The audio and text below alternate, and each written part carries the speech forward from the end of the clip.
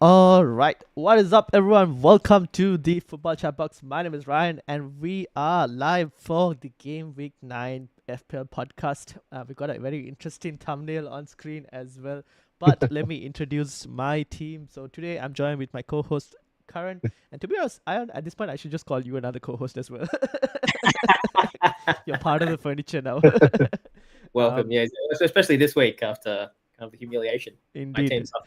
So I Yeah, had we like couldn't wait to podcast. yeah. Okay. So Karan, first of all, how are you doing? Yeah, I'm good, man. Yeah, good. I'm so sick of the international break, so happy we're back. Fair enough. And then Aaron, I have a question to you. What do you do when a manager complains when the opponent doesn't play the way they want them to play? Well, I'll tell you what, you probably lose 4 games in a row. That's always kind of trending. So we'll see how we go against Frankfurt tomorrow. So, well, to be fair, Frankfurt can't play the striker that they played the majority of their last season for because we signed him. So that's a good start. But they have a good way of kind of producing good attacking talent. So I'm just hoping for a good performance tomorrow, to be honest. Yeah, true. Hopefully that's where you get the win because I think that they were like 7th or 8th in Bundesliga as well, Frankfurt. So not doing too well this season, but we'll see. You never know at the moment based on the form. It's been so long since Liverpool were in a bad period of form. I just realized, exactly. just the fact that we're making these jokes, like it's Yeah, such a good one. Yeah. I mean, so our pits are kind of like we're 4th in the league and 4 points off the top kind of thing, which is like a really privileged position to be in. But yeah, obviously we'll get into why that's so funny. Yeah. Yeah, and obviously the thumbnail design idea came from Karan. Obviously, I shared I thought it was deserved. the Maguire Brazilian kit, and then we obviously have Mo Salah. For anyone who doesn't get it, he's hung up to dry because he's washed. Yeah, Mo Salah's jersey on a clothesline, basically because he's washed. It's finished. Time to sell him. You just diminish the quality of the joke by explaining it, though. Yeah, I know, true, but some people won't get Just it. in They'll be like, case. why is there a jersey on a clothesline? Yeah, exactly. There'll be like 10% of people that don't get it. Yeah, so we just have to explain it. But let's get to the football because we're going to be talking a lot. We'll start obviously with the big game that happened on the weekend, Liverpool versus Manchester United. And for this, we got Liverpool's last 8 fixtures in the Premier League in terms of goals and the XG numbers as well. So obviously it goes from left to right, like left downwards, and then right downwards in terms of the order. Something that obviously jumps out is obviously Liverpool had a lot of 80 plus or even like late goals. The number of late goals were quite like they were mentioned quite a lot in the lead up to like Liverpool's like some of the wins, like the Salah 90 plus 5 against Burnley. You have Szoboszlai 83rd minute against Arsenal. You have Rio's winner against Newcastle 90 plus 10. Really late, 90 plus 10. Yeah. 88. You have the first game itself, Liverpool versus Bournemouth, Chiesa 88 and Salah 90 plus 4. So kind of the only game you actually didn't leave it late was the Everton game. And then after that, it's just been downhill since then. Well, even in the game, yes, even in the Palace game that you lost, Liverpool scored in the 87th minute. Yes. Yeah, exactly. Well, it's pretty much guaranteed that there's going to be a goal after the 85th minute. It's just whether we're scoring or somebody else is scoring it. So that's just the way that it kind of goes. But it's just not the position that you kind of want to be in if you're serious about winning the title. You can't be kind of like leaving games in the balance like this so late. You'd have some element of control, which is what it appears like we're lacking at this point in time. Who knows if Slot can sort it out? I personally believe he can. But this is probably like the toughest period that he's faced as a Liverpool manager. So here's the question, because like, where do you think it's gone wrong? Like, what is it I've kind of been mentioning this from the start of the season, and I've been mentioning this ever since I saw Liverpool play Palace in the Community Shield, where you just were exposed in terms of defense, and I don't think that has really changed so far. I do think you rode your luck in the first 5 games because we were talking about it previously. Like we did mention, Liverpool were not playing their best, but they're still top of the league with 5 wins, and now that luck has kind of run out in the last few games. I do think that like a lot of these wins are due to Slot being the best in-game manager in the Premier League. Like these are points that he's gotten by like changing a lot of things around during the game. I still think their like base system has not clicked, and that's like they've just added a bunch of pieces to it, and they haven't found a way to use them all yet. That's it. Yeah, but despite of that, Slot has gained them a lot of points. Yeah, by making the right subs and tweaking people around. So yeah, I think the only situation where in that the subs he made in the United game, I thought he went ultra attacking. He threw the kitchen sink. I mean, it almost worked. Like Gakpo hit the post twice, right? It did, but 3 times? About a meter out as well. Yeah. Yeah. He wants her? Yeah, he missed the header. Yeah, that's but like the moment that header was a sitter. Yes. That header was actually like. But the thing is, like the moment he went ultra attacking, I was like, United need to take the like maximum opportunity in terms of counter attacking on this, because that defense was there was no midfield. There was a one-man midfield in terms of what's his name? Who came on? Well, Curtis Jones came on. Yes, Curtis Jones. Curtis Jones, yeah. Gravenberch went off. McAllister went off. Szoboszlai went right back. Yeah, it was basically Curtis Jones in midfield alone, and everything else was pure attack. Yeah, it was like 4-1-5 basically. Yeah, it was Curtis Jones and Bruno in midfield alone. Yeah, that was it. Like because everyone else is either deep or really far forward. Sure. Yeah. For both teams, it was just absolute like tennis. So. Yeah, and like I thought once Casemiro went off, United's midfield got into like non-existent territory as well, because it was just Casemiro's been good. Yeah, Casemiro's been legitimately good. Yeah, and like Ugarte is not Casemiro, right? Regardless of how old Casemiro is, that experience of knowing where to be in certain positions to cover space and all of that, Ugarte just doesn't have that. And like the midfield got so exposed that once Liverpool put all their attackers on, there was just too much to deal with. Casemiro still got it. If he had the legs, he would be he would be at his best. I think obviously the second goal came at a really good time, because I felt like Mainu had to come on to bring some stability back to United's midfield, because there was none at that time.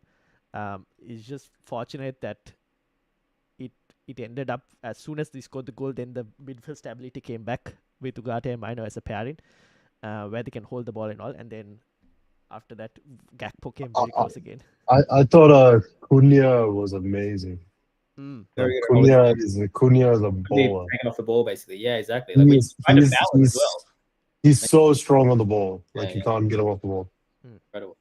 But I don't think United did too much different to what they've been doing in the last games as well. I don't think we didn't I mean, there were a few tactical changes where obviously we went with Cunha instead of Sesko, which allowed us to play more of like on the floor rather than what I guess Konate and Van Dijk would have loved to, in terms of a tall striker going up for duels instead in the air. And also, I think that was a bit of a like curveball, a tactical curveball, playing Cunha as a false nine. But also, I think Cunha and Buemo switched a lot. I noticed that. So Buemo would be up front sometimes. And I think, like Mason Mount's really what's made Amorim's system possible. Like it started off so terrible, but Mount playing in one of the 10s means he drops into midfield. Yeah. And like that's actually the only way they're sort of being able to compete. Yeah, you have like split strikers up front and Mount in like that 10. So if you say that you're going to play Mount, and at the moment it looks like you have to play Mount to make it work, then where do you play Sesko? Because you can't play Sesko and Cunha. So then Cunha ends up as the striker. Yeah. So I think we'll see Sesko won't get as many minutes as we maybe first thought, because Cunha will play between number 10 and striker a lot. So anyway, that's kind of FPL relevant. I think it makes Cunha a slightly better option. Yeah.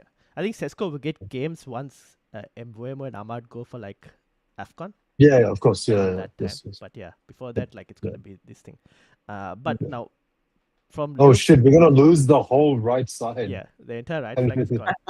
Fucking Wait, and Mazraoui too, right? Yeah. Oh, true. Oh my god. The entire right flank is gone. But anyways, we'll see what Amorim does for them. But now from Liverpool's perspective, because I still like, even from a FPL's perspective, everyone like in chat they keep asking like Liverpool options, and I'm like, I don't even know which Liverpool attacker I'd like to suggest, because like there's so much uncertainty in terms of who's There's going to start. only one answer. It is Gakpo.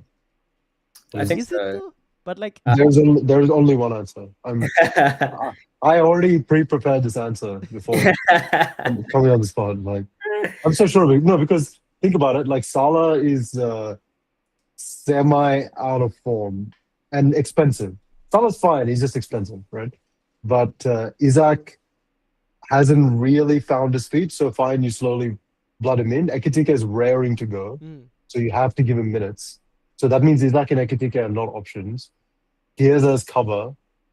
You know, like Gakpo is the only one that's in form who's first choice. Who's going to play? So, That's yeah. It's Gakpo. Otherwise, it's like Szoboszlai, maybe. Yeah. But he's not. He's a right back. Yeah, he's not really. Yeah, he doesn't. Yeah, he doesn't score that much. Like, so it has to be Gakpo. Yeah. I think that's so valid. But yeah, going back to your original point, as in like as to why so many things are going wrong. Like there are, I think, a number of reasons for that.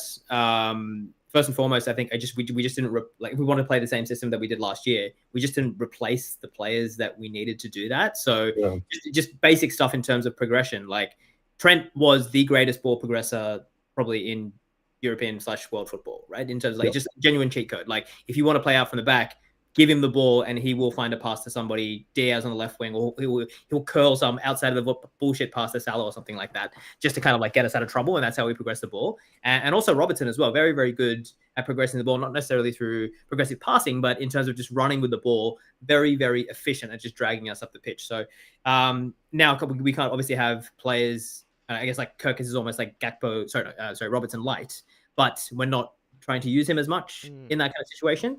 And in the United game as well, like don't get me wrong, you guys gave us the ball plenty. You guys didn't really try to press us that hard. Just really tried to push us wide a little bit. And then all you did is sat in front of the box and we didn't really have any answers. Like it looked very, very, very disjointed. So it's going to be a challenge to see how kind of all of these pieces gel. But I'm of the belief that there's just kind of like too much talent to kind of, for it not to work out eventually. It's a very kind of foreign kind of way of playing for Liverpool, I think, because we've been kind of like a system for like a long period of time. Had a coach that's been like, this is the way we play. We're slowly going to bring players in, teach them the system, and then they're going to kind of add to the whole. But this summer's been almost like very Real Madrid-esque, where it's just like, we're going to buy a fuck ton of players and we're going to just like, hope that they kind of stick. And I've got my fingers crossed right now that we, do what Real Madrid do, which is not necessarily play so well at the beginning of the season, but then when it matters at the end of the season, then it kind of all comes together, which I have a lot of faith it will happen eventually. Particularly what happens in January, that'd be really interesting. It'd be very, very funny if Gahey doesn't sign for Liverpool. He actually does sign for like Real Madrid. Because to be fair, he's going to have a pick of the clubs that are after him, right? Yep.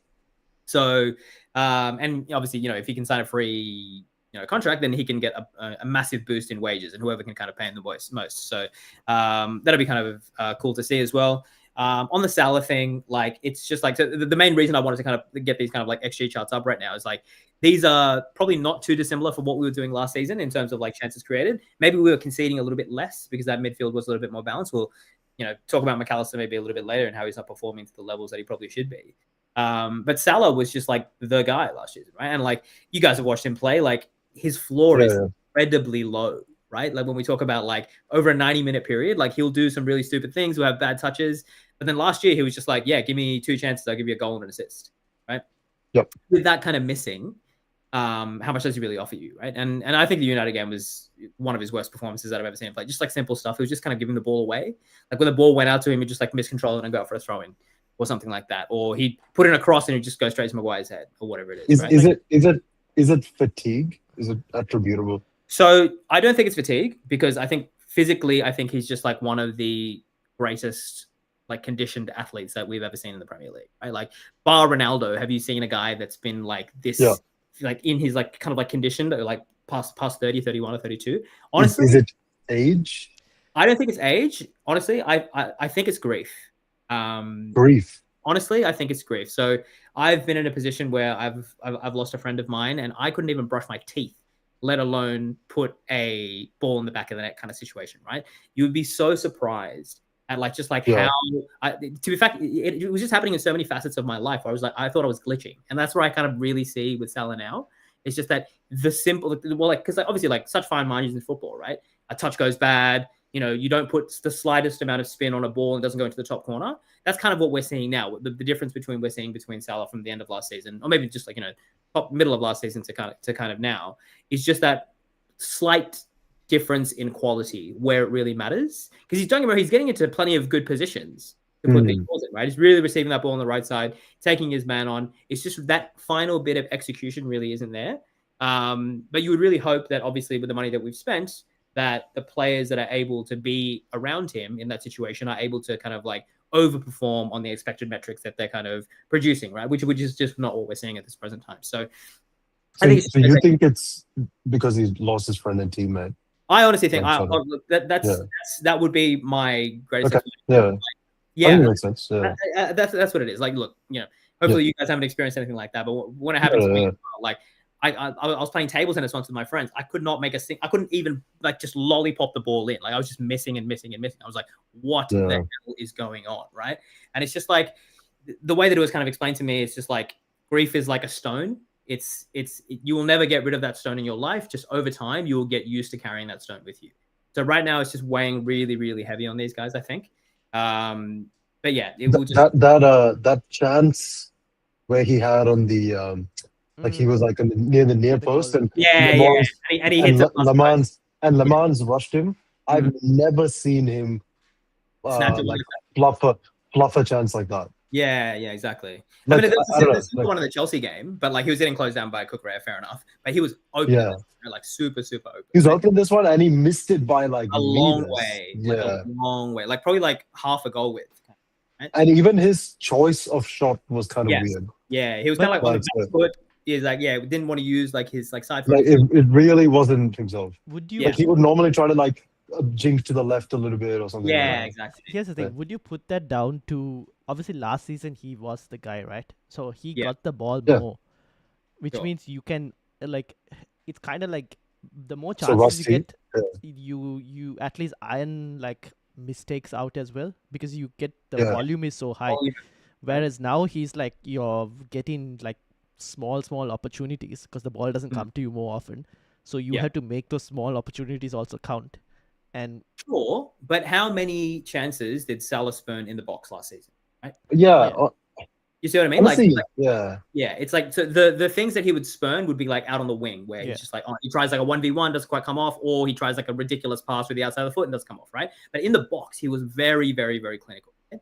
That's just what we're not seeing. And like to be fair, like you know the chances that he's getting 0.2, maybe 0.15 next year. But like there's also frustration that pens up, right? Because last season he's getting it and all. Like the more frustrated you get with your teammates of like nothing's working, and then when the ball does come to you, you're not in the right headspace as well to kind of like be cool, calm, and collected. Yeah. In terms of slotting things behind.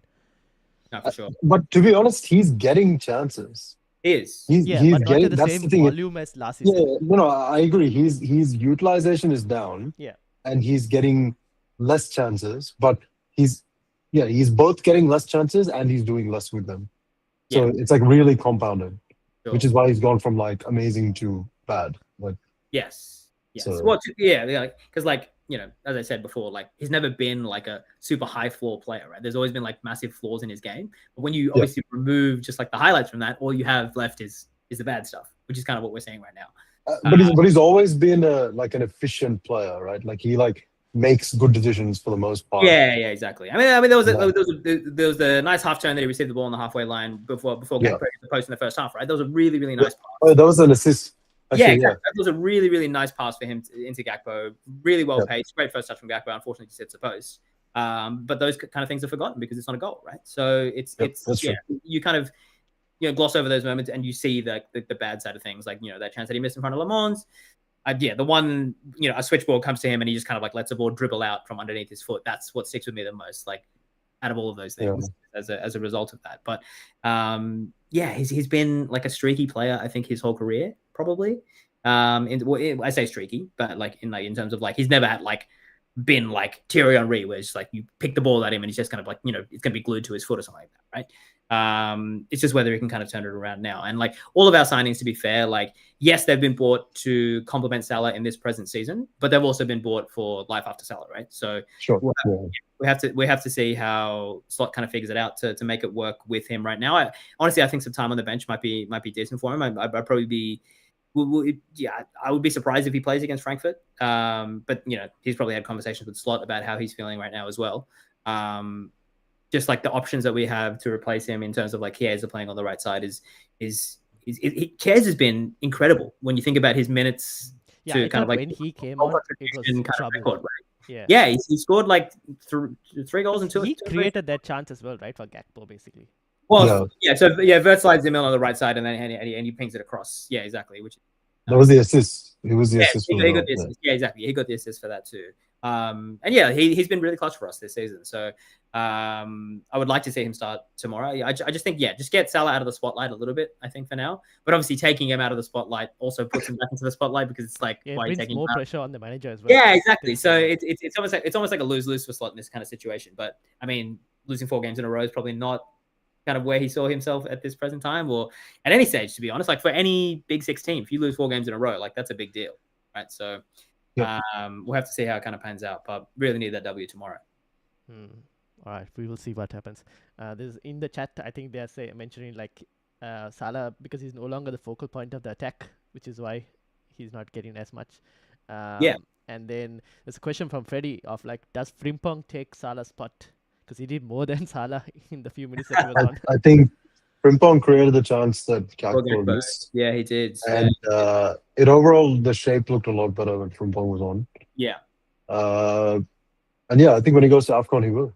Yeah. I think he's most natural. And Frimpong. Yeah, exactly. It'll be like Szoboszlai right back, Frimpong right wing or something. Yeah, right wing. Or Bradley right back. Yeah. He's looked pretty competent. In the small minutes that he's played in that kind of like right wing position, seems to relish taking players on. But yeah, it's like almost like a traditional winger, right? Like where he's a right footer on the right side. You don't really see that much anymore. Hardcore, like 2005. Yeah, absolutely. Like headband right-footed right winger. Yeah. But his quality his delivery quality is pretty good. Yeah. Very high. Well, I mean, as we said, it was a sitter for Gakpo. When you consider the difficulty of the header that I had to put away versus Gakpo's one, like he definitely should kind of be scoring that kind of stuff. But that'll be very good for Isaac if he finds form by then. Yeah. Because I think Isaac needs a lot of balls like that. No, for sure. So I mean, like also like why I kind of wanted to bring up this XG stuff as well. Like, if you're paying over the odds, like we're not paying for average players, right? These XG numbers are based on averages, right? Your players should be converting at higher than average chances. Like that one chance that we had in the first half where the ball slipped through. I think Kanate actually slipped the ball through to Isak on the right side of Shaw. Shaw seems to be kind of like out of sorts in that kind of like left centre back kind of position. But like, Isak should definitely kind of be putting that away. Like you shouldn't be giving. Fantastic save from Le Mans, like with his right foot, but you got to be hitting the side netting realistically if you're a striker of Isak's quality. It's a little bit odd, I think. I think we're past the point of saying that he's not fit. He played 60 minutes from the jump. Like it's just a little bit strange. But the fact that we're kind of like 4 points off with a lot of our players underperforming is, I think, a sign for hope. It will click eventually, but how far ahead in the future is that? Is it this season or is it next season? So that's something that Slot's got to figure out. But yeah, I don't see we could kind of be like 10 points off Arsenal by Christmas, which is a very real possibility. It's whether we can kind of turn it around from there or not. And obviously don't forget City too. Like they kind of roll. I mean, Haaland is just going to score against every team. Like who is going to stop Haaland at this point? Genuinely, who can? Yeah, true. It's very scary. The only people who could is City if they don't get him the ball. Exactly. Yeah. They don't play him. Yeah. Okay. We'll see how Liverpool do in the Champions League, obviously. But for the moment, at least from an FPL perspective, I don't think like Liverpool assets are a goal, to be honest. Oh, not at all. No, I think Gakpo is a goal. Gakpo's legitimately a goal. Yeah, probably. Well, even like then, I still don't like. I don't know. The question is, I feel like there'll be too much even pressure. The games they lost. Yeah. Look at the XG created. Yeah. Like how many teams are there? how many teams are there in the league that consistently create 2xG? Yeah, There's like Yeah. 3 teams. yeah. There's only 3 teams, and they're all title contenders. So the attack is fine. Like Gakpo is the only place where we know the Yeah. XG goes. Like, I wouldn't discount Gakpo. I think he's a good pick. He's very predictable. Like from Yeah. a tactical kind of perspective, like genuinely always just wants to receive, kind of take his man on. He does do occasional on the left side and dink a ball in. I just don't think his quality on his left foot is as pronounced as it is on his right foot, and I think he kind of knows that, so that's why he's kind of always wants to go on the inside. But yeah, out of all of them, I think he's the kind of one. If Ekitike was a nailed-on starter, then I would probably go for him. Yeah. Just because I think I've seen real flashes of quality where he's like taking people on and like really kind of flashing shots away. But yeah, I think Gakpo is probably the go for now.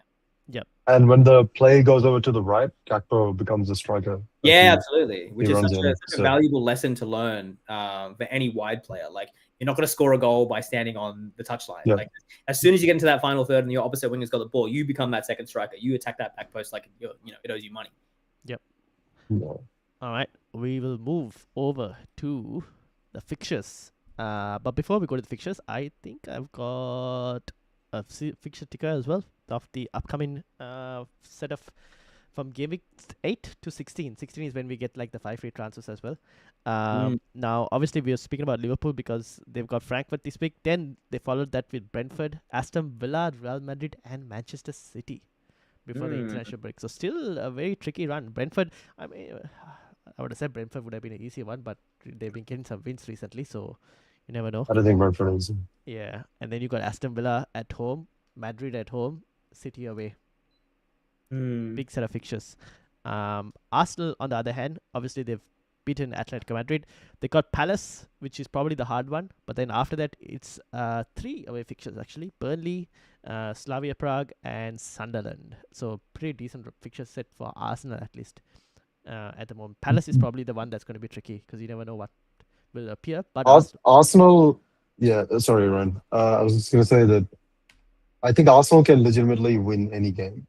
Yeah, like, and that's why I want to pick this up. And I think it's because, they're actually just going to set piece their way to the league. Yeah. No, that's a very valid statement. Because they just don't give away any chances, but they will get set piece chances themselves, and they are very good at converting. So they could legitimately, and without a contender that can really play elite football that they're dominating, like the City team, they're getting 100 points or whatever, like that is probably going to be enough, right? So if Liverpool get it together, then they can. If Liverpool reach their potential, then that probably won't be enough. But the way Liverpool are playing right now, it's not going to be a problem. Probably the same with City. Like, we'll see if they get the same Rodri level performance pre-ACL. Can Haaland score against every team? Then they will push Arsenal past that. But yeah, set piece their way to the league is a great way to put it.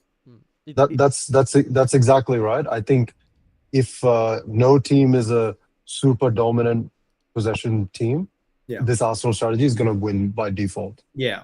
I think that, and also like the way they play is like if they can't break down the block, there's enough set pieces and long throws that eventually they get a goal, and then they will hit you on the break when you're chasing the game state, and they'll lock the game down. Yeah. Like and because of that, there's no more risk of 1-0s becoming like a 1-1 and drop points anymore. Like they had a lot of that last season.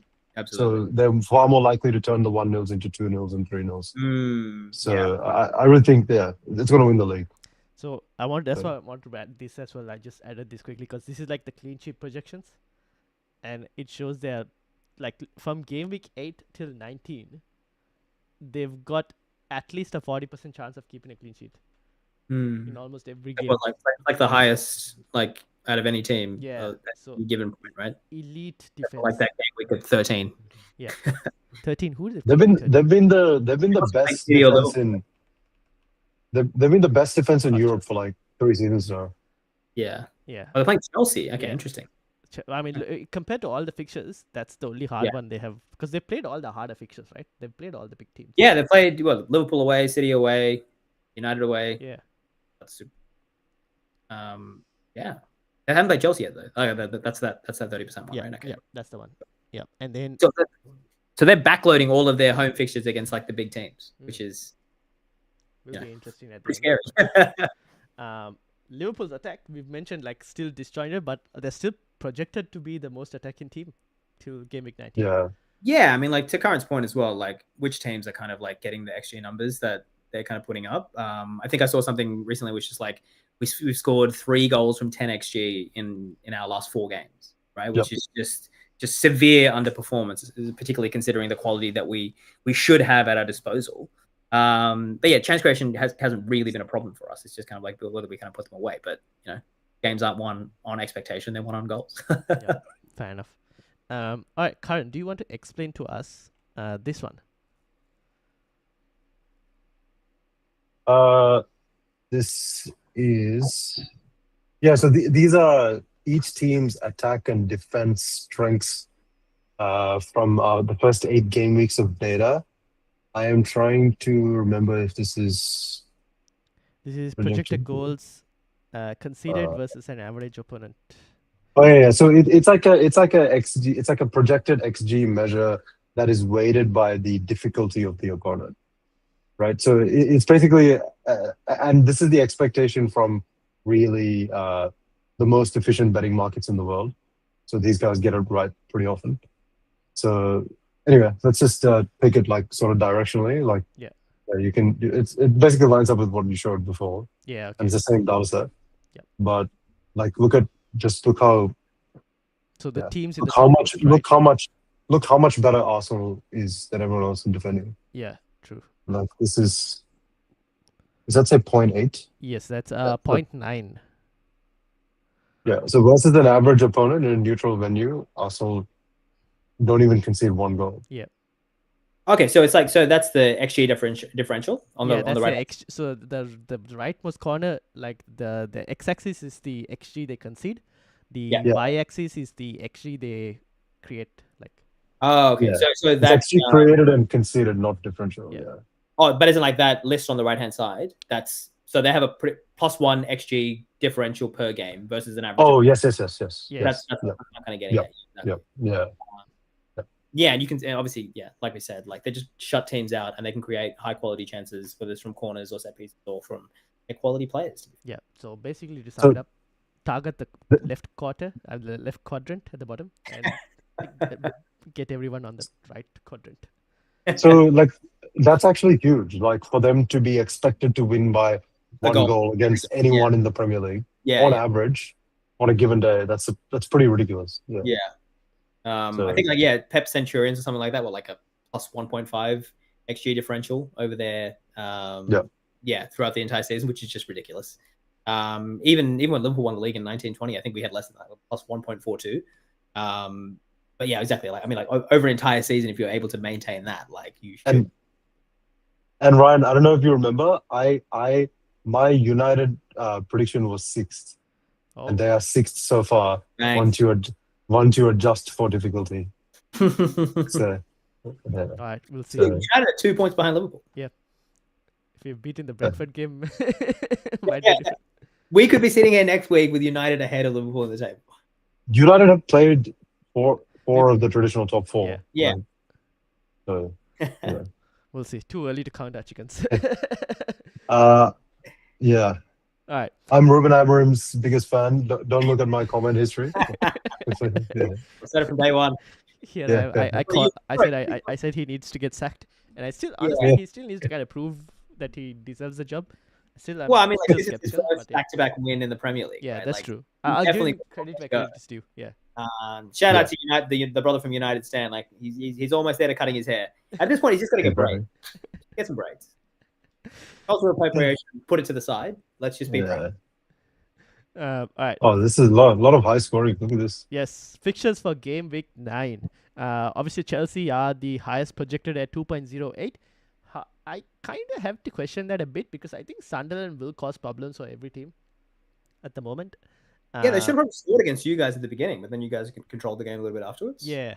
But they're also running good. Yes. Chelsea also right. Sunderland's defense are overperforming. Oh yeah. And their goalkeeper's in really hot form. Yeah. So they're a very organized team, and they're good at countering, but they're definitely overperforming on defense. Yeah. I'd love to see their relegation probability at the moment. I'm sure that it's pretty good. There's so many shit teams that are already in the Premier League. promoted teams Yeah, this Wolves season, look terrible. West Ham look awful. Fucking West Ham need to Oh go. my God. They need to go. Yeah, genuinely. Yeah.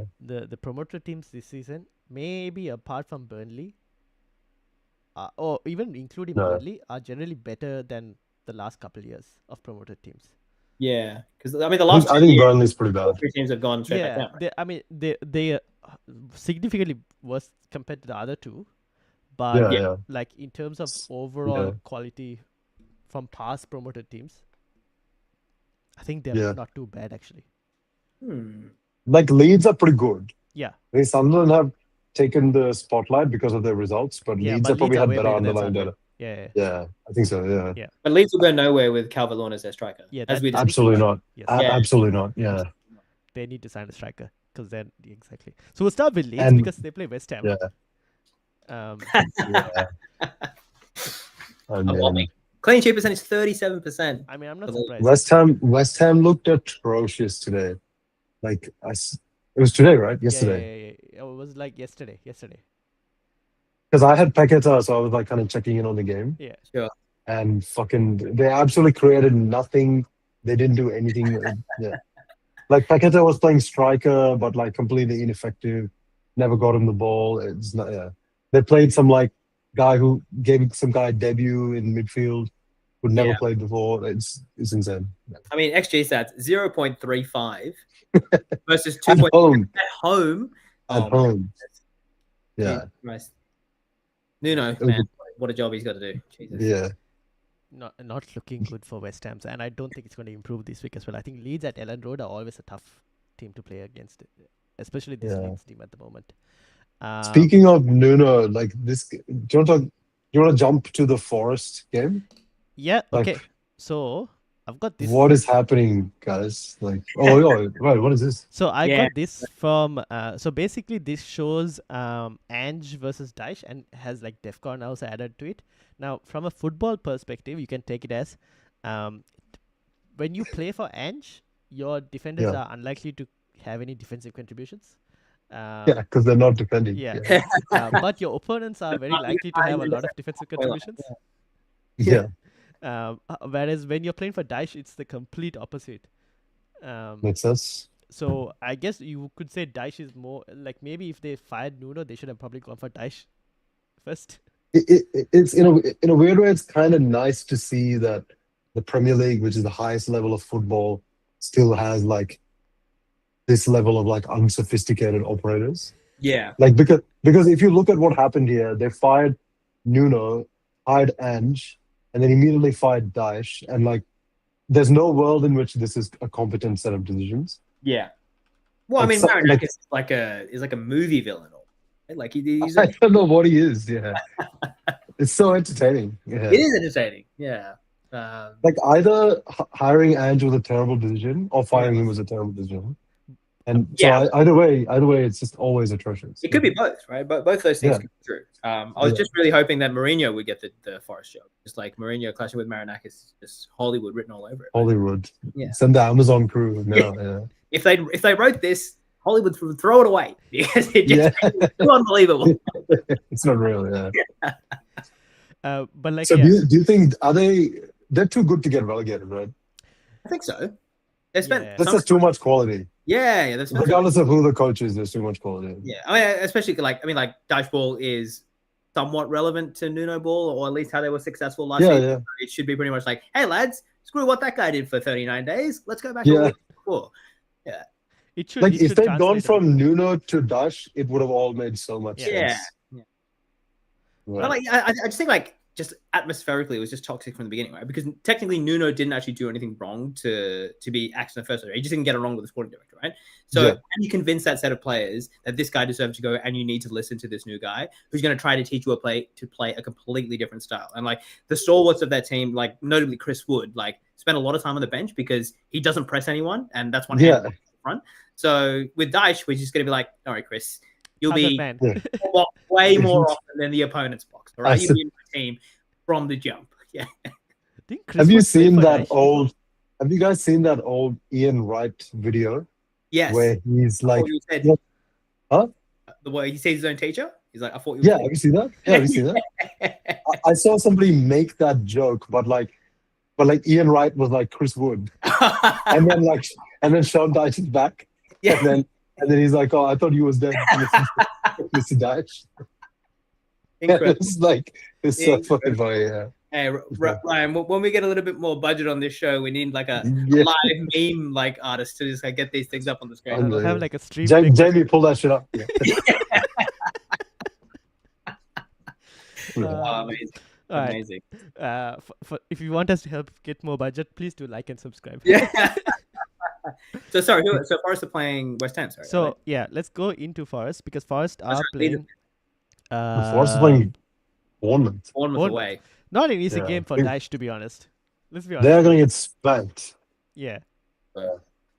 I mean, shout out to Iraola. Like, what kind of secret sauce is this guy putting into any player that touches him? Right. I'm sure we'll get to the Bournemouth Crystal Palace game in a second. But No, we can discuss it Yeah. now. Why don't we discuss the cool, teams? right? Yeah, okay, we'll just lead straight into Yeah. that because this guy, like any player that he just kind of like plug and plays, like who's some random 19-year-old kid, Krupi or something like that. Junior. Krupi Jr., yeah. Junior, even right? Okay. Eli Krupi Jr., yeah. Right. Okay. Scores 2 goals on his debut in the Premier League. Like that's just an absolute madness. And like, So this guy was the highly league rated. top scorer at the age of 18. Yeah. League 2 top scorer, right? So that's 300 like below the Premier League to come in and score. No, the French second Oh, division. sorry. Apologies. Yeah. Okay. League 2. League Deux, yeah. So he was top scorer there at the age of 18. A madness. Absolute madness. Yeah. But yeah, like just I think I like and Iraola, I think just like injects so much quality into his players and like confidence as well on top of that quality, right? So like that the Crystal Palace game, obviously, like absolute madness. Like Mateta had like 3.8 xG on his own. Like I was trying to watch this game. I tried to watch the mini and be like, okay, how can I analyze this like tactically? Like why were there so much spaces? Why were there so much chances? But it's like these kind of games are just like it's got very little to do with tactics and just basically vibes. Like who's gonna grab this by the neck? Who's going to do the most chaotic? But who's going to? It's a tactical decision. It's a tactical decision to be vibes based. To be vibes based, yeah. You know what I mean? And that's what Bournemouth do. Yeah. Because they have no Europe. They just like rest for 7 days, and then their players just fucking run their asses off Press, for 90 minutes. Yeah. Press. And then they just do it once a week. And they're destroying every team. Because every team plays 3 times as many games. Yeah, that's so valid as well. Yeah. I mean, yeah, Manchester United can probably do the same thing as well, right? They've only got the FA Cup to Premier League. But yeah, so again, just a lot of I wouldn't say like quality finishing, but a lot of quality build up as well. Like Alex Scott, I think was fantastic for Bournemouth in this game. Looked really confident in striking the ball. He played a really, really nice pass to Semenyo, I think, before the second goal in the build up. Mateta, I think, had 3.8 xG on his own. At the It's first half, I was thinking it's a record, right? For most for one. That is an xG record since we started measuring that stuff. Yeah, right. Like, I can't imagine anybody else getting more than that. And fair enough. Like he probably should have scored the winner at the end, but it was a tough, knee high ball that he kind of needed to get over. But man, full credit to that guy. Hakuna Mateta. He's such a good player. Yeah. Yeah, absolutely. But his numbers have been really good the last couple of weeks. Like every week, I just watch Palace, and every week I'm like, how has this man not scored? And at the first half, until he got that first goal, I was thinking I was going to do another video and question why Mateta hasn't scored yet. Yeah. Because he gets so many big chances. Yeah. I mean, Game week 10, everyone's going to have him. Oh, yeah. In a field. Everyone. Goodbye, Joe Pedro. Yeah. Bye-bye. Yeah. Sure. Well, yeah, I was advising one of my friends about Pedro versus Voltemata. And I was just thinking about that kind of your talisman theory that we discussed in the past, right? Like Chelsea just kind of have like a few more options in terms of like who can actually score goals for them. Like Esteval looks decent. Obviously, they've got Cole Palmer obviously to come in obviously a little bit later. But Newcastle don't really have too many other options, do they? And Voltemata's goal was fantastic as well. I don't know if you guys saw it. Like a nice little kind of like back hill around the side. Is he already 3 goals in 3 games? Yeah, wow. He's 3 goals in, and he's 3-4 the last couple of seasons, by the way, even in Germany, he's averaging like 0.6 xG per 90. Oh. Per game, yeah. Oh, wow. Yeah, right, yeah. Yeah. That's a lot. And clearly the finishing quality that he has. He's Harry Kane, I think, because if you watch him play, he's Harry Kane without the super long ball striking ability. Yeah. but with more dribbling. and Sure. physicality. So I mean, he's so deep. yeah, Yeah. Bayern wanted him as cover for Kane, right? It makes sense. Plays so much. But that being said, Harry Kane is like playing out of his skin at the moment. I don't know if you guys saw the De Classica. He was all over the pitch. Played number 10, played as a centre back, played as centre forward. Like, dude's insane. Like, if Germany or England win the World Cup, I think he win the Ballon d'Or. That's the way it's kind of that's another topic for another day. But yeah, I mean, like, just finishing on like Bournemouth and Crystal Palace. Palace also really good. Like, all of their players are definitely people that you'd want. I do think this game against Arsenal is going to be way more harder because Arsenal, we've just discussed about their defense. Regardless of how, I mean, the thing is, we've kind of maybe slightly underestimating Palace because they've done well against the big teams. It's just that, do you believe that Arsenal's defense is just way too elite that it wouldn't cause any issues for them? I mean, they'll have chances. We'll have to see whether they can convert them or not. Can they keep out Arsenal as well, right? We're just kind of like riding a high at this present time. I mean, Gyökeres has not been super great in the Premier League. I think he scored 3 goals. One of which was kind of like an okay goal. The others were kind of like just tap-ins, but tap-ins also count. I mean, 2 goals in the man of the match performance in the Champions League will do the world of he did grab those earlier today. Yeah. I haven't actually seen the highlights for that, so I'm not particularly sure if he is. But also, just one last thing on the Bournemouth and the Crystal Palace game. Like, I'm sure everybody has sympathy. He's so lucky to stay on the pitch. He should have been sent off. Like, that's a definite red card. So yeah. Anyways, okay. So given that that's how that game went, yeah, how do we see Bournemouth Forest going? I expect an improvement in defense from Forest, but not enough for it to be a problem for Bournemouth. So I do expect Bournemouth to still put a couple past Forest. Yeah. So why is the 1.7 number that low? Like, I would have thought. Oh, you thought 2+ potentially? I think it's just because it's probably Dyche and Forest are still a good team. But Dyche will have been there for like 3 days. Oh yeah, that's true. Yeah, but like there's also the thing is, I thought Forest were decent in that first half against Chelsea as well, and they created chances. Oh my god, they were so unlucky.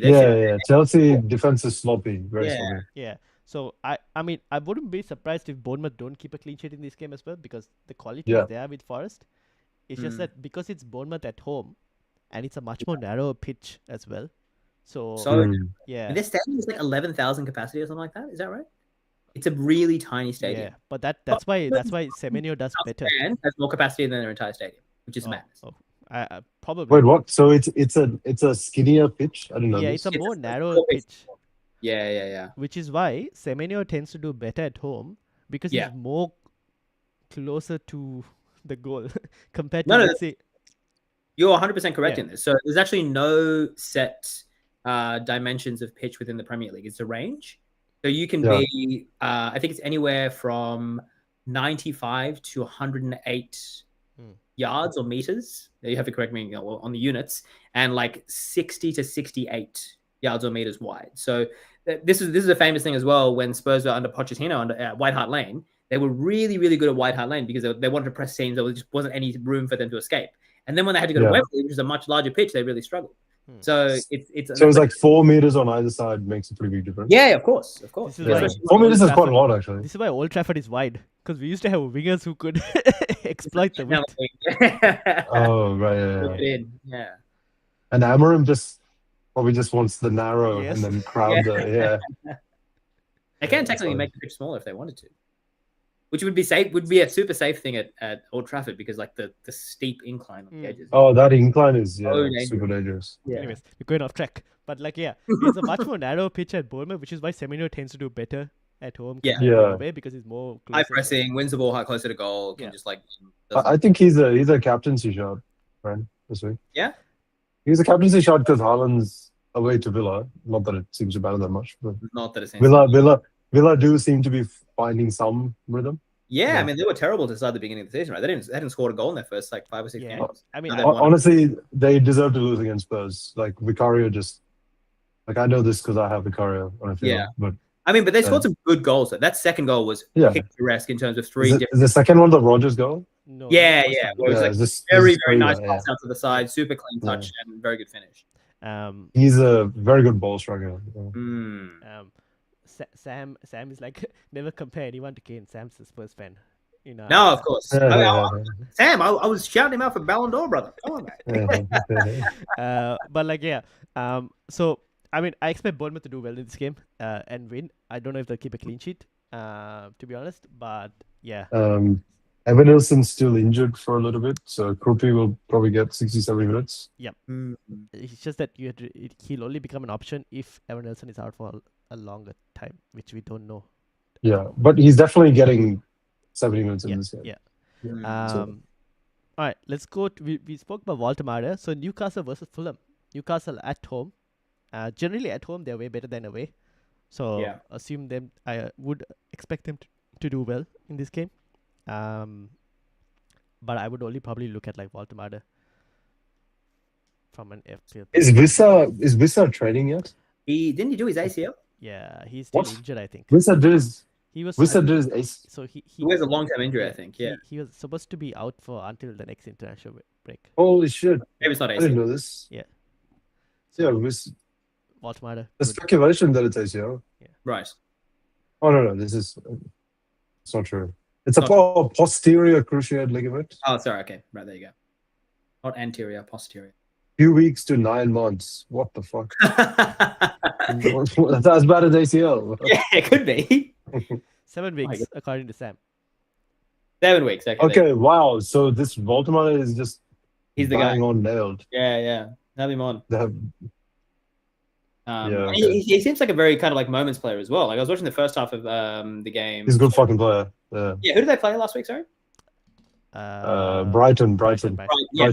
First half, he could not get a touch of the ball. Like the ball would not go near him, and then just give him the ball one chance, you kind of take it. So I think he's a good pickup for FPL for sure. He's quite affordable, I think. Right? That's 7 million. Yeah, 7 point something. Yeah. Besides, apparently now on the grass. Apparently, maybe. So he might be coming back soon, but not before this international break. Very likely. No. Yep. My only concern with any Newcastle picks are that we've seen before that when they have a lot of fixture congestion, they start playing less attacking. Yeah. They just shut it down. They just get 1 goal and park the bus. So then I think all the attacking picks become worse. Which is why I think Eddie Howe said that the team is in transition. He's also obviously they've lost players, but he's kept that in mind because last time they were in Europe, they obviously struggled in the league. So he's trying to manage minutes as well of players this time around. Eddie Howe's a fucking liar. Yeah, I wouldn't trust. I wouldn't trust a single thing he says in personal. Fair point. But I still don't mind him though. He is a talisman, Multimatter. So is Gordon a pick? No, he hasn't been playing too well. What's his goal contributions like? I feel like he's good at dribbling. I feel like he is great. He scored 2 in the Champions League, didn't he? Yeah, but like in the Premier League, he's not looking great. Oh, okay, sorry. Okay. Yeah, Premier League wise, I'm not sure. Yeah. He's never been a high volume like output in terms of like goal contribution. Yeah. I do think that when you have a striker that drops deep, the wingers profit a little bit. Oh, absolutely. So, yeah. Right. They don't really have any goal scorers on the wings. They kind of are missing like a wide forward. Yeah. Who's Harvey Barnes? Jacob Murphy. Yeah, Barnes. Yeah, Barnes is a goal scorer. Yeah. That's it though. Like Murphy doesn't really score. No, he creates, which is why Walter gets the crosses. Feed your big man. All right. So that's that. Brentford. Hey Ryan, the call will answer. Oh, okay. Let me quit this and then you guys join. And then I'll send another one. Yeah, Ayon, do you want to chat while Ryan does it? Just keep it going. Sure. What's the next game? So, Brentford versus Liverpool. Oh, yeah. Are Brentford good? I follow a couple of Brentford fans on Twitter, and they're very frustrated with kind of like how they're kind of like going about. Like Keith Andrews was their set piece coach, and then he was all of a sudden promoted to their first team coach. So I'm not sure his experience in terms of like turning it around. I haven't been super impressed with them, especially considering they lost like 40 goals out of that team, lost their captain as well. Yeah. And then how do you replace that? Like, especially with a yeah, sure, they've been good at signing players, and historically they've had good forwards kind of coming through. But yeah, who are they for? Igor Thiago? He scored quite a few goals. He's been good. He scored quite a He's few been goals. good, and he's a real physical menace. Yeah, absolutely. So like he'll cause a problem to Van Dijk and Konate for sure. Yeah, maybe that's the kind of battle we need right now as well. Because like the one thing that we really struggled with against you guys was you guys went long from your goal kicks every single time, and you basically just let Van Dijk and Konate win the headers, and then you're like, we're just going to win the second ball. Yeah. So I thought that was good strategy. That was that's strategy. very, like if you can't progress on the ground, like let's just progress in the air. Let's just win the ball back in the midfield third, right? Then we can get it halfway. So, does Slot learn from that? I really hope he would. So Brentford are really good at that as well. Going long throws as well. They are really good. Oh no, we lost him. All right, let's get this other meeting on.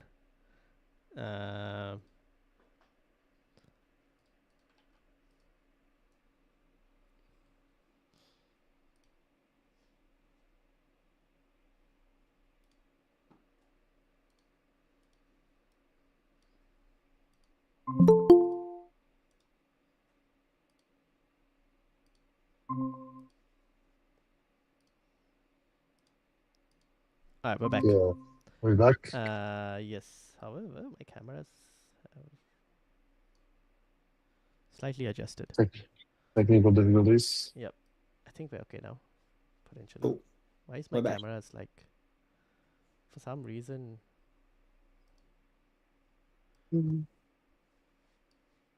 Why is it like this? Anyways, you guys keep talking while I try and fix this. Yep. So, yeah, I mean, Igor Thiago, honestly, he's very, very good in the air, like elite in the air. Like, yeah. They rely on winning the ball first and flicking it in behind it. Yeah, they basically everything is a set piece, right? Just classic Brentford stuff. Right, and that's kind of really where we struggled as well this year. Yeah, I think you guys will get caught out in transition. Look, as in like this year, I haven't been confident in us keeping a clean sheet in any game, and we kept 2 clean sheets, one against Arsenal and one against Burnley.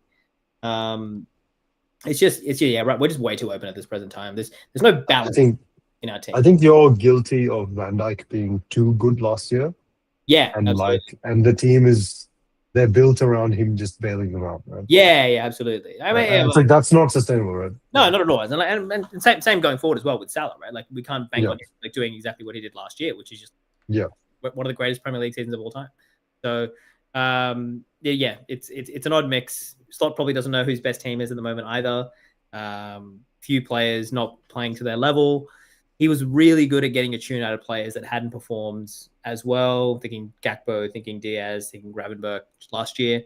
Can he do the same with the players that he supposedly have signed and vetted? So yeah, but look, there'll be goals in this game.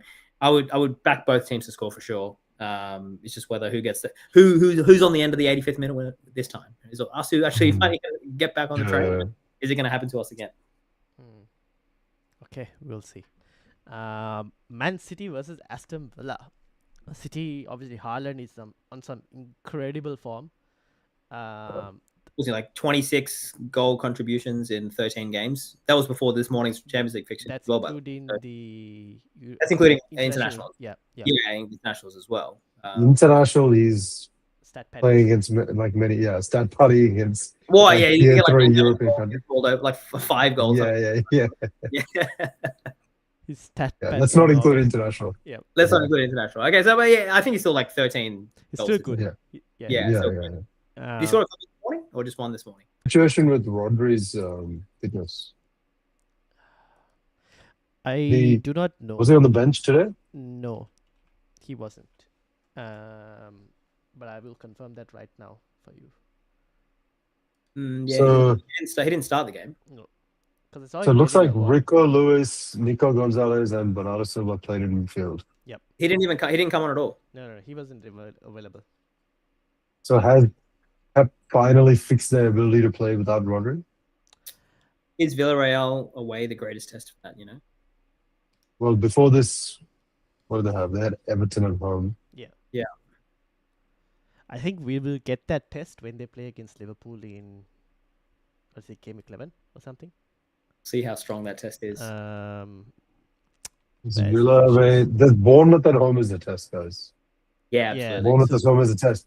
Rodri is the physical guy that would stop Bournemouth running at them. Right. we have Bournemouth, Dortmund, Liverpool. Yeah, Dortmund will be a challenge as well. Yeah, Yeah. 3 home games though. And then Newcastle away as well. And Yeah, then that's after this Leverkusen. redemption break. Yeah. Yeah. Okay. So we'll see.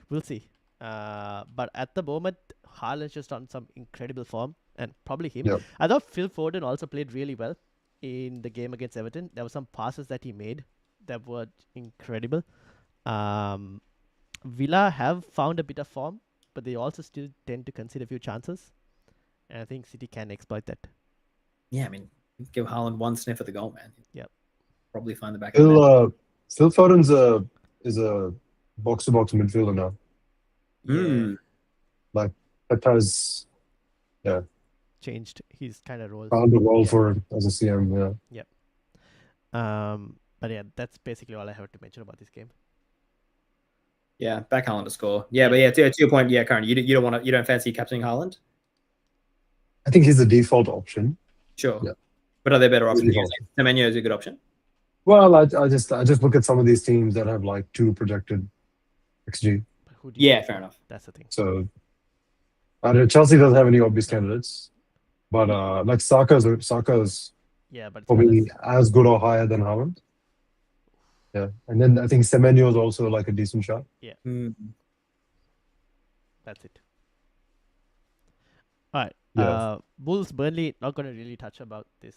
I feel like there's nothing really to say about this. Honestly, I'm a bit shocked that Wolves have a 40% clean sheet chance. That's a bit shocking. Just like, do Burnley have much going forward? I mean, I don't know if you No, saw I just think the Wolves is the different Burnley style. Leeds game, but the second goal was fantastic. Yeah, the strike was fantastic. Absolute it's like one of the cleanest strikes I've ever seen. Yeah. Like in terms of just, like, still rising from that far out, like amazing. I just think Wolves Yeah, their they're not going to do that every week. No, they're not going to do that. And even for that absolutely. first goal, the ball from Kyle Walker Yeah. was fantastic as well. Like literally just like put it on Yeah. the plate. So they're not going to have the opportunities. But that being said, like Wolves are awful. Yeah. I don't know how much longer can the manager really stay in the job. They probably have a really high relegation shout. But like that being said, like which players from either team would you guys have in your team? I Really? potentially might start Dubravka this week over Senesi. Oh Yeah. I mean, over Petrovic in goal, who I have.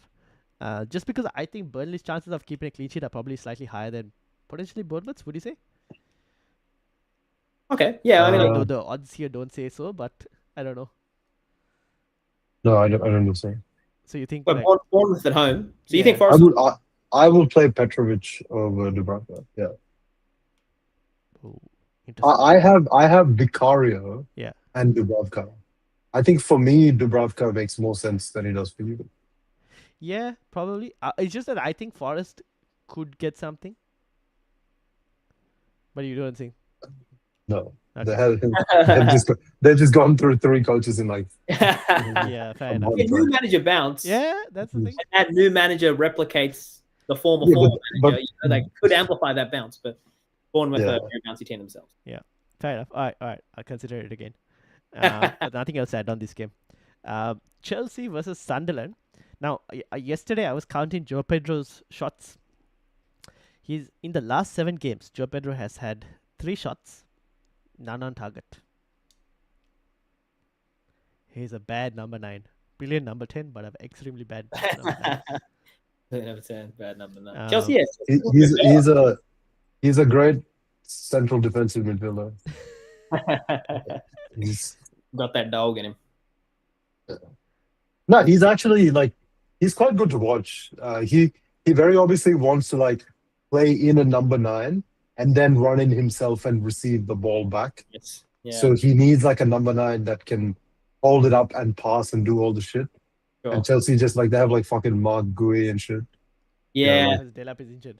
Yeah, as soon as Dyche is back, Joe Pedro is going to become many times better. Sure. But for now, What about how does Cole Palmer fit into that? Cole Palmer is still I injured don't know. and injured for quite a while, to be honest. Mariska came and said like 6 weeks or something, so Sure. he's going to be missing for some time. Probably on the right. On the right. Yeah, when he comes back, yeah. No, does Neto play on the left? Who? Neto. Neto's Neto can play plays either side, both. to be honest. Okay. He's very fast. Yeah. But yeah, So Neto had a good game. he's probably an underrated option. Hmm. He plays every game. He can skip past pretty much any player, any defender, and create. Oh yeah, his speed is ridiculous. Muy rápido. Here's a question. Reece James. Chelsea's defense is not too bad. Obviously not exceptional. But their next set of fixtures is this clean sheets? No, this is goals. This is clean sheets. Actually, let me bring up the fixtures. Here we go. So Chelsea's next set of fixtures. They have Sunderland this week. Spurs after that. Wolves and Burnley. The next 4. But will Reece James stay fit for that entire That is time? my biggest problem with Reece He James. can get rested randomly. Yeah. Like Gusto can play right back randomly, But he and got then suspended, right, James. Gusto. How long did he suspend for? Let me see. Chelsea on a record of 5 red cards if you include the manager as well in a row. Yeah. Yeah, I know, right? Only against us they didn't get a player sent off. Yeah. No, they got the manager sent off. So. But I just mean in general, right? Like Reece James is not a player that you want to play. Yeah. His body can't so take he's 1 29 game every game. suspension. Okay, yeah. So if Reece James can play midfield as well, which he's been doing this season, Or centre half, but yeah. So there's enough competition in both places. I think. Yeah. I don't mind the James pick. though, to be honest. If he can stay Yeah. fit. He's the captain as well and takes set pieces.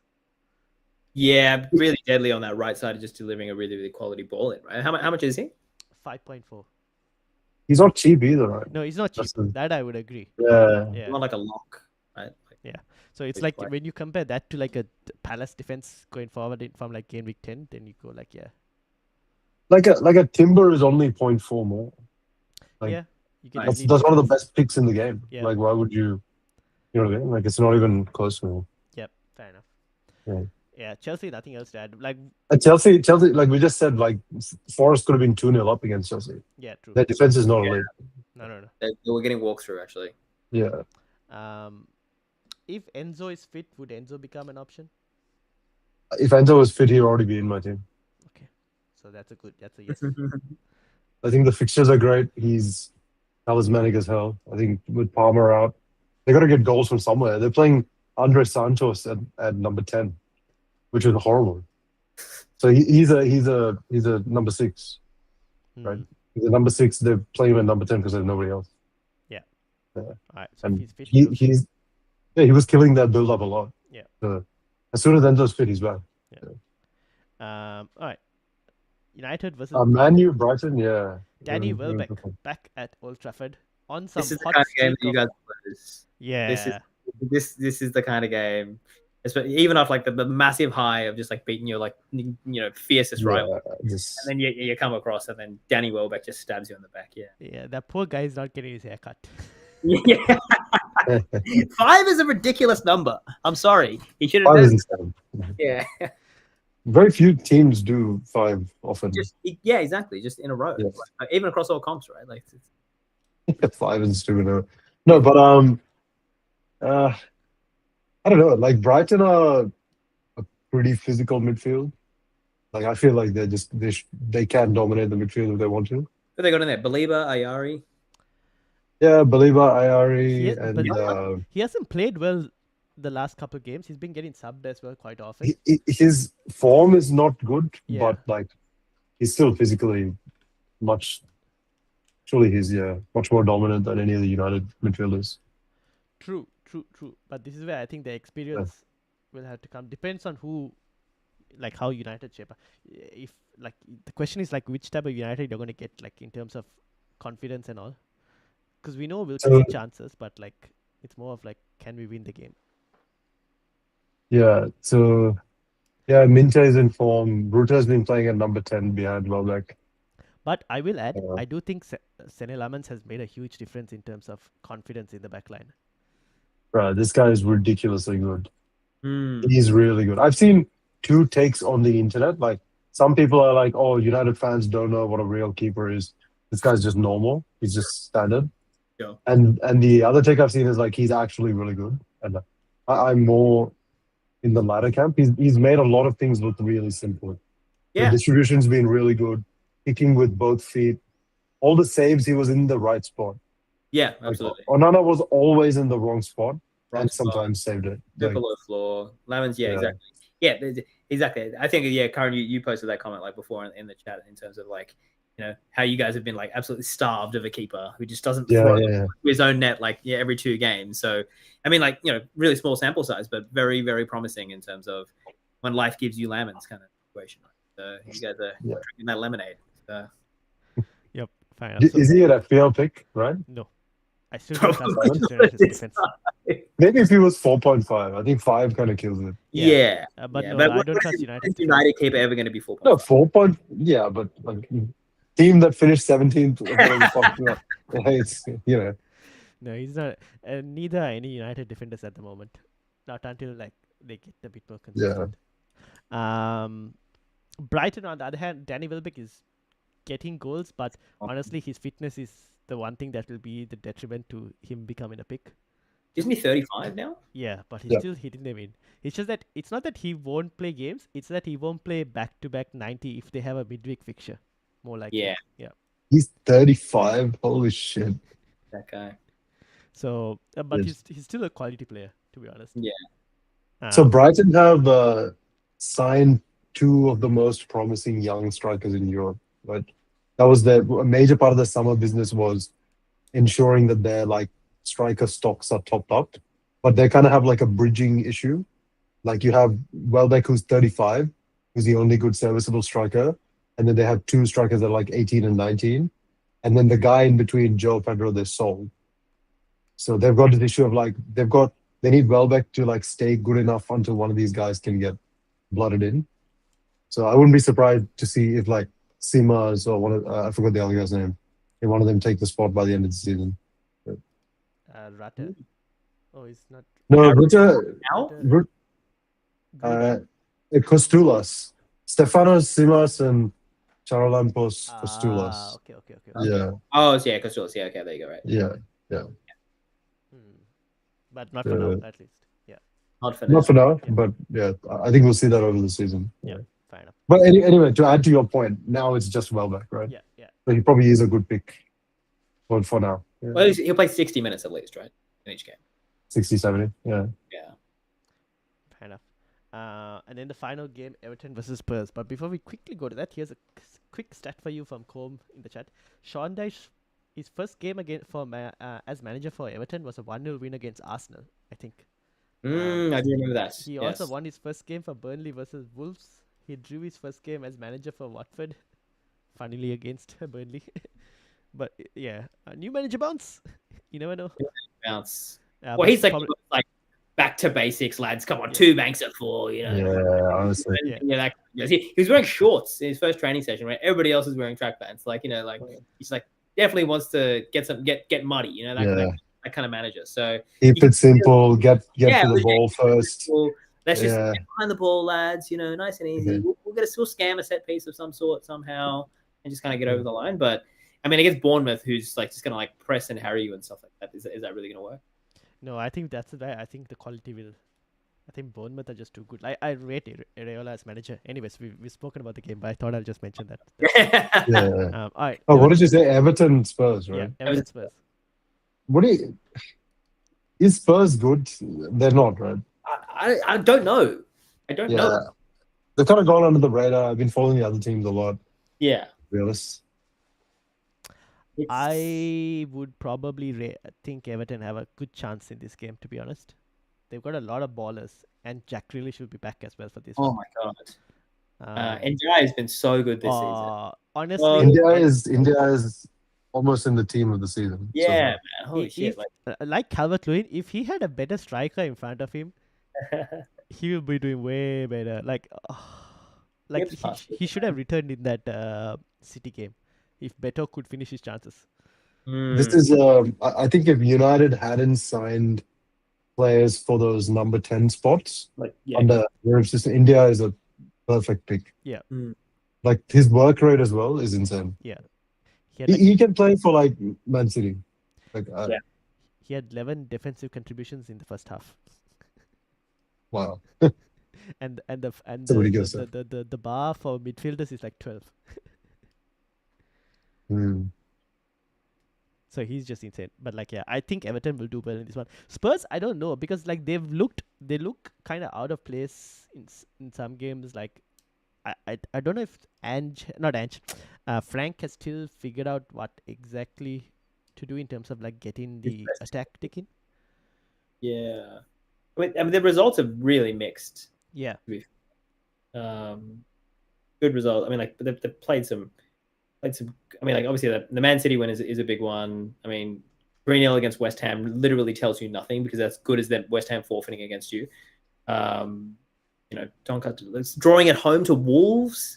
Like, yeah, it's a mix. Why are you doing that? Like, winning away to Leeds and then losing at home to Villa. Like, it seems like a classic Spurs kind of thing again. So like, it almost seems like they're just an untrustworthy team. So it's like, do you want to take a punt on one of their guys doing good? Like, I've been impressed with Xavi Simons. I think he's a very technically gifted player. How does that translate to actual kind of like fantasy points for people that kind of want to put the ball in the back of net? I think Solanke's long-term injury, right? So they don't really have, and Richarlison's streaky. Like, you wouldn't really trust Richarlison to score 20 goals a season, right? Yeah. I mean, they got Colomani and Richarlison. Oh yeah, I haven't even seen Colomani play at all. He played like a couple of weeks ago where he started as well. Okay. It's just that right now they're not looking that great, and the fixtures are getting harder as well now, to be honest. They're about to go on a slightly more tougher run, is what I would say. Because Spurs have, after Everton, they got Chelsea, Copenhagen, United, Arsenal, PSG, Fulham, Newcastle. So I don't really know what Thomas Frank's... at the start of the season, I thought they looked like a more expensive Brentford. Yeah. Like now, I don't know. It's sometimes trying to be a possession team, not very creative.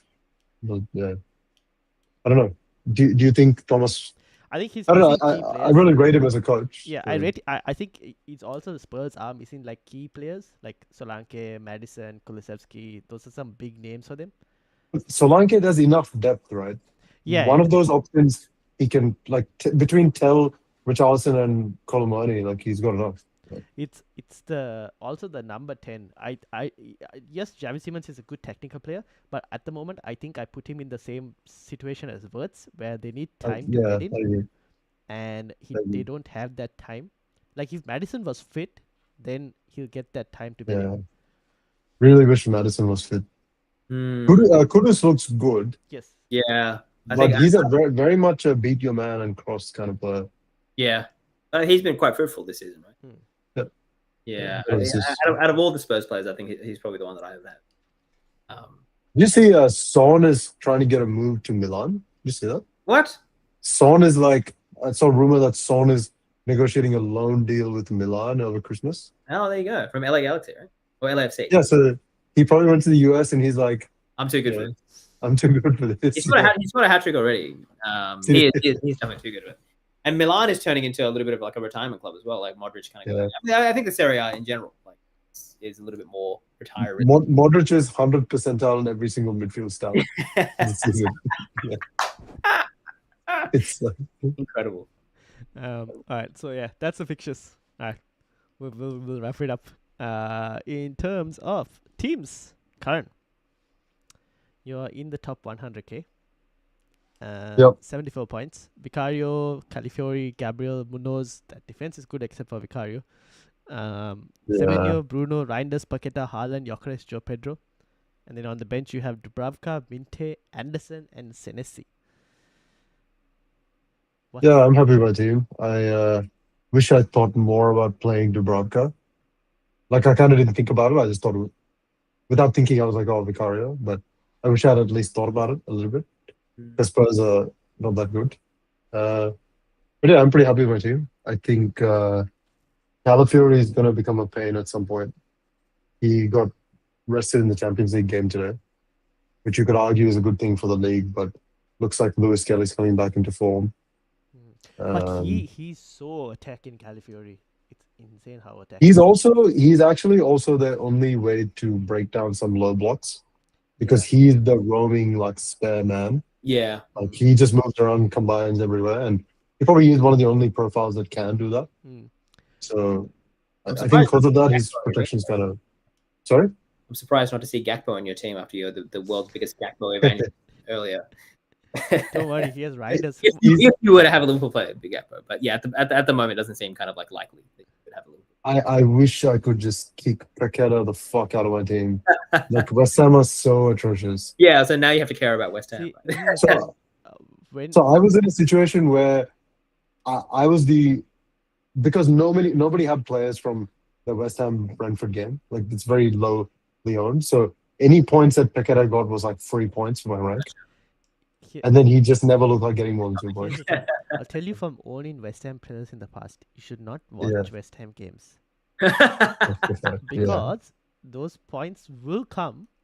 It's just that they'll still play very badly, but the points will come. I've had this experience with Bowen, where Bowen, regardless of how bad West Ham are, will find a way to do something and get something. Yeah, that's true actually. So I mean, if they're gonna score, it has to be yeah. one of those two. So that was a mistake I made. I went and watched the West Ham game, saw how bad they were, transferred out Bowen, and then he continued to he continued to do well. So just don't watch West Ham. Yeah. But other than that, like Minte, I was happy with picking him at the time. Now Minte is getting played on the left for some reason. Yeah. Mitoma is a bit out of form. Why would you sacrifice your best player, play him out of position? Yeah, Hurstler himself has come in like, he'll create more, but he might not score much now. Yeah, because he's left-footed. You know, like he's just crossing it. But on the right, he's like, he's like a Salah.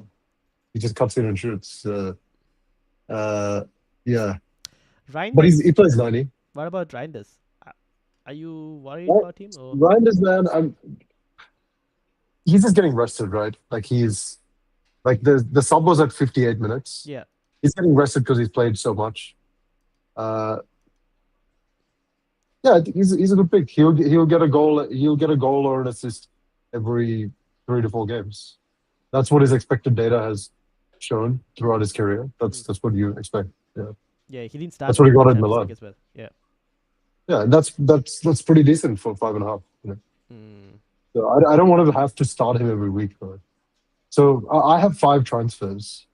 So probably what I plan to do is sell Gyökeres and then upgrade Paqueta or something. So I have a few options. I can do that. I thought about selling Calafiori and then upgrading Paqueta to Enzo or something like that. So I feel confident, like long term, like the best 3 Arsenal seems to be Raya, Gabriel, Saka. I'd even say Saka, Timber, and Gabriel. Oh yeah. Yeah, sure. Yeah. But it includes double Arsenal defense, basically. I mean, like keeper and defense is the same. I was gonna say Raya because there's not many reliable keepers in the game, but maybe Pope is close. But like, isn't Raya kind of like neglected a little bit because like how many shots are Arsenal really facing? Yeah, that's the thing. Like game bonus wise, he's just not gonna get them, is he? Yeah, like for value for money, you probably get more from Timber potentially. But Timber is also very expensive. But there's other defenders. That's the thing. Yeah. Like I think I might like Munoz for me is as good as Timber when the fixtures are good. Yeah. Yeah. Does bomb down that right side very fast. Yeah, and then there's other defenders like that are going to be good, isn't it? Like the defender spot is more valuable than the keeper spot. So yeah, I can see the logic of just getting Raya and not thinking about it. Yeah, that's set and forget for sure. Yeah. I mean, he's pretty much nailed on to win Golden Glove, I think. Yeah, no doubt. Yeah. Also, just want to make a comment about your team name. Fantastic. Yeah. I think we need more of that discussion on this chat rather than actual football. But you're not getting him from my team though. So next one. So I had 94 points. Hey, nice. Oh, what a massive bench boost. The bench boost hit gold. So Petrovic, Tarkowski. Gameweek rank. Yeah. Petrovic, Tarkowski, Senesi, Gabriel, Sa, Reinders, Saka, Semenyo, Joe Pedro, Haaland, and Gyökeres. And on the bench was 31 points. I think that's my best ever. Dubravka, Endai, Muki Eli, man. What a legend. You need that 1 week where the defender scores you a goal. Baby. Yeah. And then honestly, you were unlucky with Rodon not getting more as well. Yeah, that's the thing. I was hoping for something, but like, yeah. Anyways, I got Dubravka's clean sheet and bonus. from that as well. Is this a faithful benching order? What do you mean? Sorry. Like, is this the same bench order you would have used if you didn't bench boost? Yes. Yeah. Okay. I Because think it's pretty sensible. because I was very unlikely to have started Dubravka over Petrovic, to be honest. Yeah. And I probably wouldn't have started. Oh, actually, Mukiele. No, I think all that.